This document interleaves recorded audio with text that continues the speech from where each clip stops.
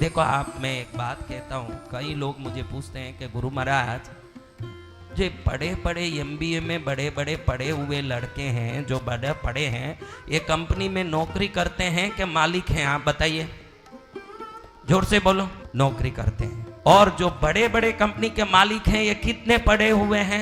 ध्यान रखना, पैसे को ज्ञान से संबंध नहीं है। ज्ञान अलग है ना, बुद्धि अलग है।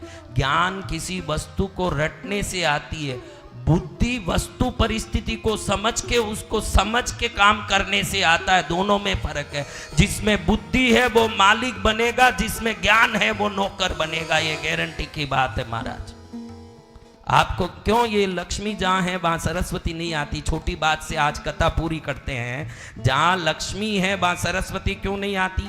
आप बताओ, कोई किसी को मालूम हो तो बताओ कि सरस्वती यानी जिधर ज्ञान है। देखो बड़े बड़े पंडित ज्ञानी है लेकिन दक्षिणा लेते हैं, और दक्षिणा देने वाला यजमान जो है वो कितना पड़ा हुआ है, वो कैसे धन दे रहा है? यानी ये लक्ष्मी पुत्र है, वो सरस्वती पुत्र है। लक्ष्मी यानी जहां धन है वहां ज्ञान क्यों नहीं आती? आज बताता हूं। देखो, नारायण की पत्नी है लक्ष्मी।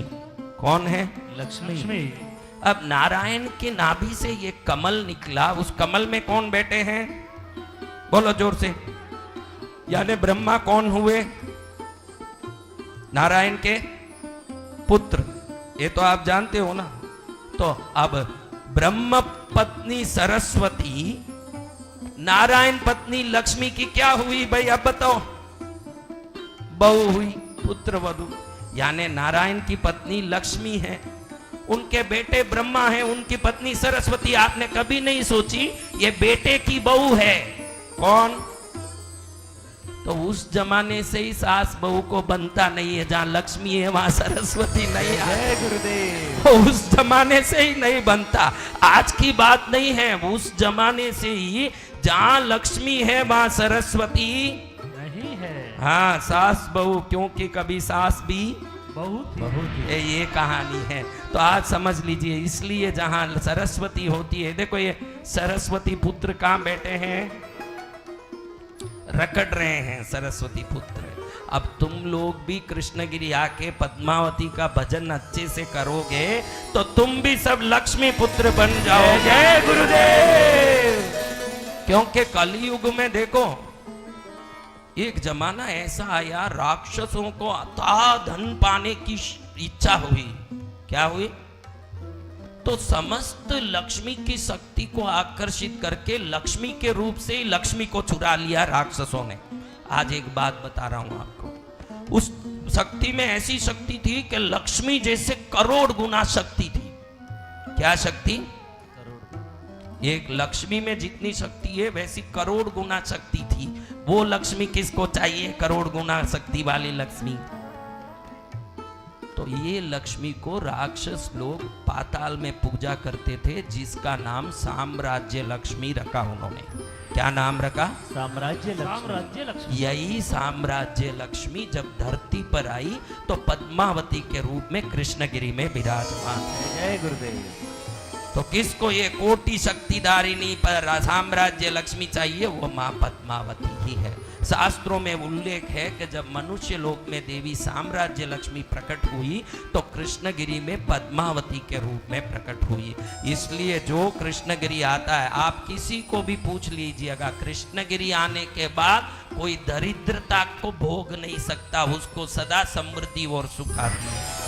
मैं ये बात कोई आपको लोभ देने नहीं बोल रहा हूं, इतिहास बता रहा हूं कि साम्राज्य लक्ष्मी ही पद्मावती है। चेन्नई बेंगलुरु आओगे तो लाखों फोटो पद्मावती कृष्णगिरी वाली का देख सकते हैं, जो एकदम साधारण स्थिति में थे, आज अरबोपति बन के दुकान लेके बैठे हैं। ये पद्मावती कृष्णगिरी वाली है। जय गुरुदेव। ऐसी मां को प्रणाम करके, ऐसे भगवान गणेश जी को प्रणाम करके, अत्र विराजित शंकर, पार्वती, गणपति, भैरव, पद्मावती, दंडेश्वरी आदि देवताओं को प्रणाम करके आज कौन कौन यज्ञ में बैठने वाले हैं? हम सभी बैठने वाले हैं गुरुदेव। ध्यान रखना, 10 दिन अगर आप भक्ति में लगा लोगे इस पवित्र उपासना में, तो मेरी गारंटी है कि आपके हर कष्टों का इलाज बिना कुछ किए स्वयं आशीर्वाद के रूप में आएगा। जय जय गुरुदेव। कुछ इलाज करना नहीं पड़ेगा। 7 वर्ष की पीड़ा लेके आया बेटा तू, बहुत छोटी पीड़ा लेके आ गया, क्योंकि डॉक्टरों के लिए 7 दिन की पीड़ा भी बड़ी है, भगवती के लिए 7 साल क्या, मेरे को लगे बहुत छोटी पीड़ा लाया। अगर तू 77 जन्मों का पीड़ा भी लाता तो एक क्षण में यहाँ समाप्त हो जाता सब पीड़ा। कितना समय लगता? एक क्षण। एक क्षण तो ज्यादा बोल रहा हूँ, क्षण की जरूरत क्या है रे? सत्य वचन गुरुदेव, दृष्टि पड़ते ही एक क्षण की जरूरत क्या है? चलो अब हम लोग जाएंगे यहाँ से कलश पूजा करके यज्ञ में, यज्ञ की आहुतियों का मंत्र, गुरुदेव की कथा, ये जो भी शब्द सुन रहे हो आपका नाड़ी शोधन हो रहा है, ये ध्यान रख के सुना करिए, क्योंकि शब्द शब्द में फर्क है, ध्यान रखना। किसी राजा ने मंत्री को पूछा कि ये पंडित लोग जो बोलते हैं मंत्र यज्ञों में, हम क्यों नहीं बोल सकते? तब मंत्री ने कहा, राजन 1 मिनट आप सिंहासन से नीचे उतरिए। सिंहासन से राजा नीचे उतरा और राजा को निवेदन किया मंत्री जी ने कि यहाँ जो दरबान खड़ा है इसको ऊपर बैठाइए सिंहासन पर। राजा गुस्से में आ गया, क्या नौकर को ऊपर बैठाएंगे? बैठाइए, 1 मिनट मेरा निवेदन। दरबान ऊपर बैठ गया। दरबान को मंत्री ने बोला, बोलो कि भाई राजा का सिर उड़ा दें। अब नौकर ने बोला, राजा का सिर उड़ा दो। कोई सिर उड़ाएंगे राजा का? हाँ। अब राजा को मंत्री ने बोला, आप बोलो कि दरबान का सिर उड़ा दें। तुरंत राजा ने आदेश दिया, इस दरबान का सिर उड़ा दो। तुरंत सबके तलवार बाहर निकल गए म्यान से। ध्यान रखना, शब्द समान है, बोलने वाले के हिसाब से शब्द असर कर रहे हैं। मैं जो भी कथा बोल रहा हूं इसमें मेरी साधना की शक्ति बाहर आ रही है। जय गुरुदेव। आप जो बातें करते हो वो संसार की बातें हैं, दोनों में इतना फर्क है।